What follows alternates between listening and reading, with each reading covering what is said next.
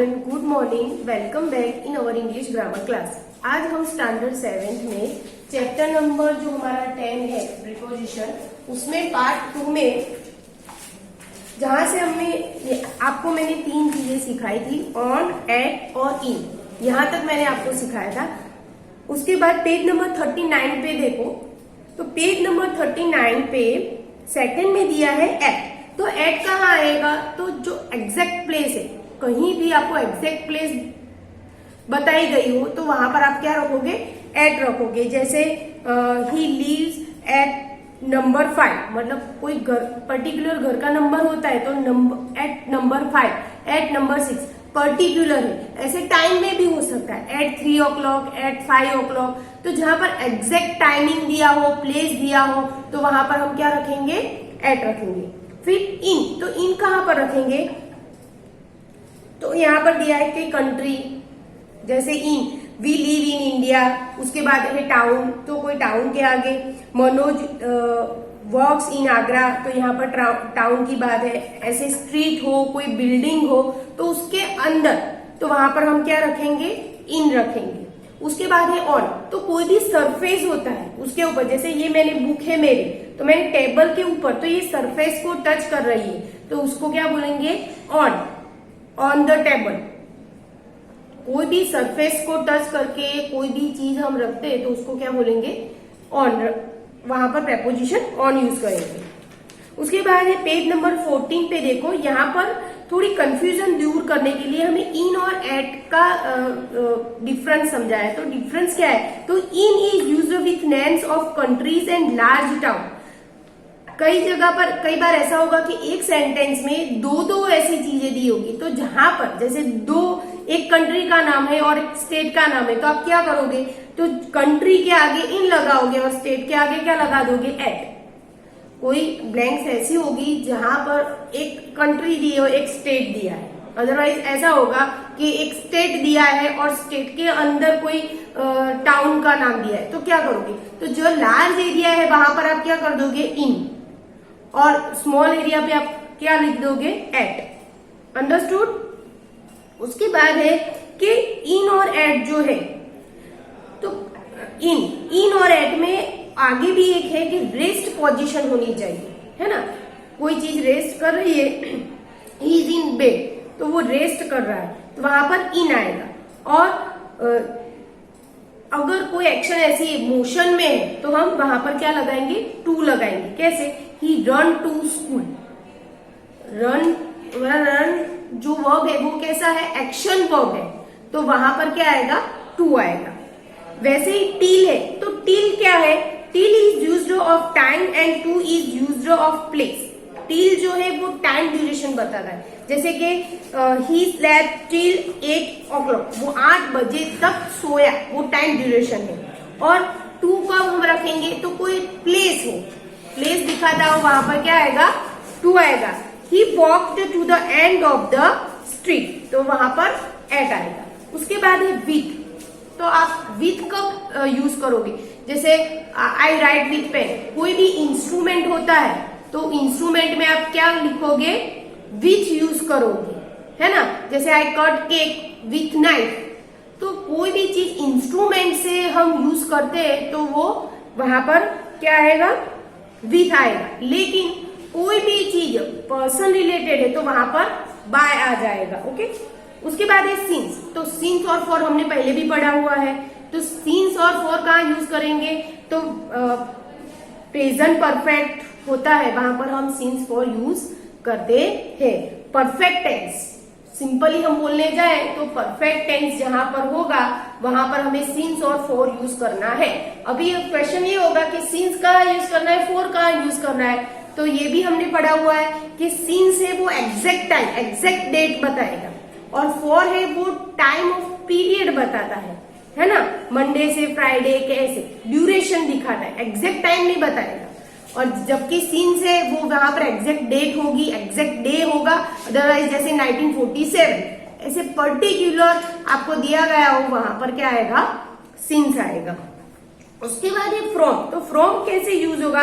तो from is also used before a noun or phrase denoting some point of time but it is not with the non perfect tense. Understood. जहां पर आपको option में दो दिए हैं, जैसे सिंस और फ्रॉम, FROM फ्रॉम, तो आपको ध्यान रखना है कि परफेक्ट टेंस नहीं है तो वहां पर आपको फ्रॉम लिख देना है, अगर परफेक्ट टेंस है तो आपको सिंस चूज करना है। बहुत ही इजी है। परफेक्ट टेंस तो पता है ना आपको कि हैव हैज प्लस V3, जिसमें V3 फॉर्म यूज होता है वो परफेक्ट टेंस होता है। जैसे go, went, gone, work, worked, work, तो वहां पर जहां V3 होता है, have has plus V3, had plus V3, तो वो हमारा क्या हो जाता है, परफेक्ट टेंस। तो जहां पर परफेक्ट टेंस होता है वहां पर सिंस फॉर यूज करना है, और ड्यूरेशन, टाइम ड्यूरेशन दिया है लेकिन परफेक्ट टेंस नहीं है तो वहां पर हम क्या यूज करेंगे, फ्रॉम यूज करेंगे। उसके बाद है इन और विद इन। बहुत ही समझने के बहुत ही इजी वे मैं आपको बता दूं तो इन और विद इन में क्या है कि कोई भी आपको कोई काम दे, मम्मी जैसे कि मम्मी ने आपको एक काम दिया कि 1 घंटे के अंदर तू मार्केट में से ये सारी चीजें लेके आ जा, बराबर है। तो 1 घंटे के अंदर आना है तो विद इन 1 आवर, और 1 घंटे में लेके आ मीन्स 1 घंटा हो जाएगा, ऊपर 5-10 मिनट हो जाएगी तो चलेगा, तो वहां पर हमें इन यूज करना है। और विद इन मतलब 1 घंटा होना नहीं चाहिए, तू मार्केट से ये चीजें लेके आ, लेकिन 1 घंटे के अंदर, वो 1 आवर है वो कंप्लीट नहीं होना चाहिए, उसके अंदर आपको ये सारी चीजें लानी। तो इन और विद इन में डिफरेंस समझ में आ गया।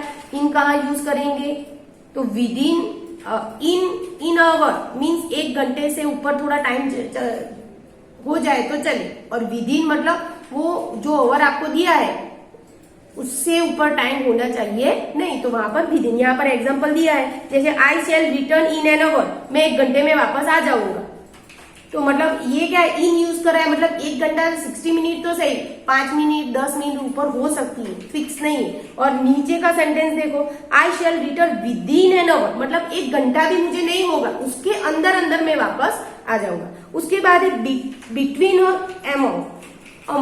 तो अमोंग और बिटवीन में क्या है, अमोंग और बिटवीन में क्या है, अगर दो चीज कोई भी चीज ले लो जो डिस्ट्रीब्यूट करनी है, 2 के बीच में करनी है तो हम बिटवीन यूज करेंगे, और बहुत सारे मतलब 2 से ज्यादा के बीच में करनी है तो अमोंग यूज करेंगे। अंडरस्टूड।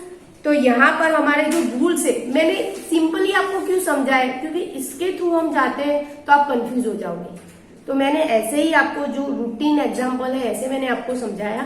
अभी हम एक्सरसाइज सोल्व करेंगे जिससे आपको ज्यादा समझ में आ जाएगा। और दूसरी मैंने 1-2 चीज नोट करी है जो एक्सरसाइज में है लेकिन इसमें रूल में नहीं दिए, जैसे कि अफ्रेड वर्ड है, तो अफ्रेड मतलब डरना, तो कहीं पर भी आप अफ्रेड वर्ड देखते हो तो वहां पर ऑफ आएगा, कोई भी चीज से आप डरते हो तो उसके आगे क्या आ जाएगा, ऑफ।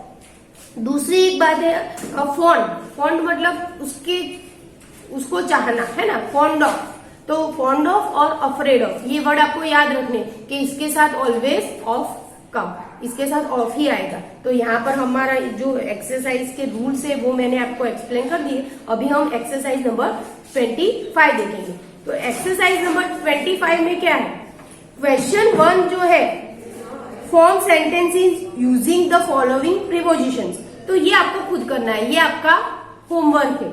और यहाँ पर देखो मैंने बोर्ड पे एक्सरसाइज लिखी है, तो यहाँ पर बोर्ड पे जो एक्सरसाइज लिखी है मैंने यहाँ पर सब मिक्स किए, एक डिफरेंट लिए, जिससे आपको क्या पूरा समझ में आए।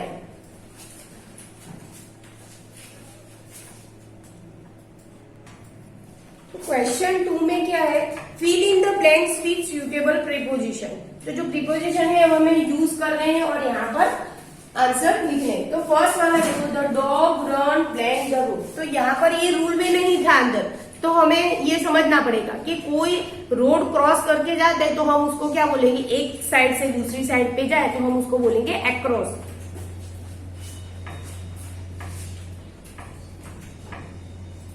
तो कभी भी एक साइड से दूसरी साइड पे जाना है तो हम क्या बोलेंगे, अक्रॉस। तो the dog run across the road. उसके बाद है ही इज अफ्रेड। देखो मैंने आपको बोला था कि कुछ रूल में ही नहीं दिए है ना, तो अफ्रेड मैंने बोला था कि अफ्रेड के साथ क्या आएगा, ऑफ। ये आपको याद रखना है, 2-3 वर्ड आपको याद रखना है कि इसके साथ यही आएगा।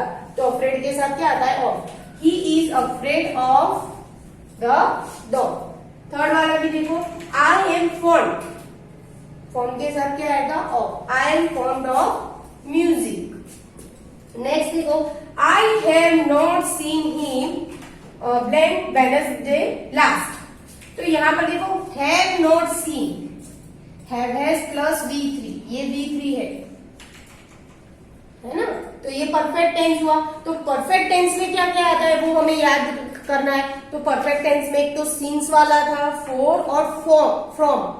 तो फ्रॉम तो निकल जाएगा क्योंकि परफेक्ट टेंस में फ्रॉम नहीं आएगा। फिर फॉर, तो फॉर क्या था, पीरियड ऑफ टाइम था। और सीन्स किस में आता है, एग्जैक्ट टाइम। तो यहाँ पर एग्जैक्ट टाइम दिया है, दे I have not seen him Wednesday last. तो यहाँ पर एग्जैक्ट डे आया है, तो हम क्या रखेंगे, सीन्स।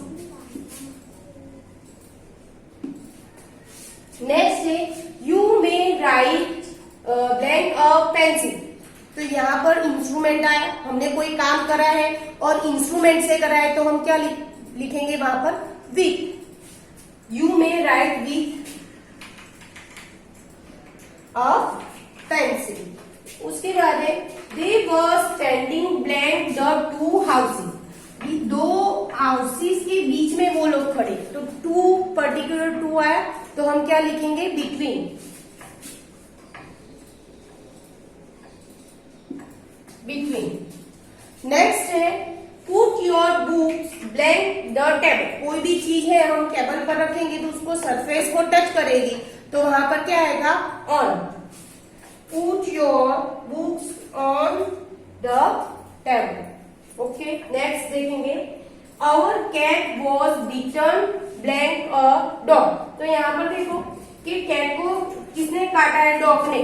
तो यहाँ पर एक एक्शन हुई है, लेकिन किसने, यहाँ पर कोई इंस्ट्रूमेंट नहीं है ना, लिविंग थिंग्स है। तो जहां पर लिविंग थिंग्स आए वहां पर हम क्या करेंगे, बाय।